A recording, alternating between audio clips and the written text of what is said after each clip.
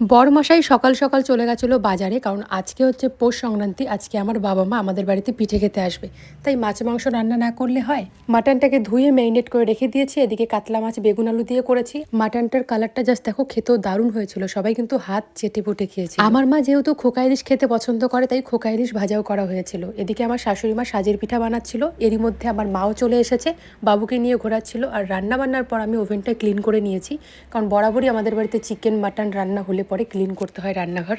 তারপর আমি কোনো রকম ভিডিও ক্লিপ নেইনি। তারপরের দিন সকালে দেখা হচ্ছে, বাবু ঘুম থেকে উঠেছে, বাবুকে জুতো পরিয়ে দিলাম, যেহেতু পাকাটা ঠান্ডা। সকালে রান্না বসাবো, তাই জল আনতে যাচ্ছি। আর এই সময় আমার ছেলে করে দিয়েছে পটি। তাড়াহুড়ো করে জলটা আনলাম, ভাতের জলটা বসিয়ে তারপর চলে গেলাম বাবুকে পরিষ্কার করিয়ে দিতে। কালকে তো বানানো হয়েছিল পিঠে। আমাদের বাড়িতে দুধে ভেজানো এই পিঠাটা সবাই ভীষণ পছন্দ করে খেতে। সবাই সকালবেলা পিঠে খেয়েছি, আজকে কেউ চা খায়নি। তারপর আমার শাড়িটা ধুয়ে দিলাম, যেহেতু সকাল সকাল স্নান করেছি।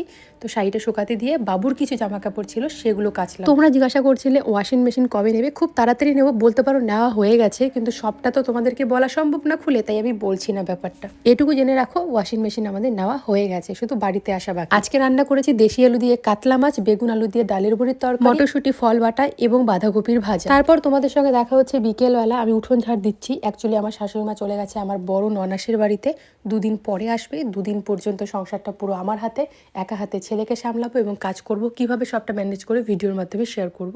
তো আমাদের উঠোনটা তো অনেক বড়, সেরকম পাতা এখন পড়ে না, গাছ টাছ সব কেটে ফেলা হয়েছে, তাই জন্য শুধু যে নোংরা ঠোংরাই আছে আর কি, প্লাস্টিক। উঠোন ঝাড় দিয়ে কিছু জামা কাপড় শুকিয়ে গেছে, ওগুলো ঘরে আনলাম।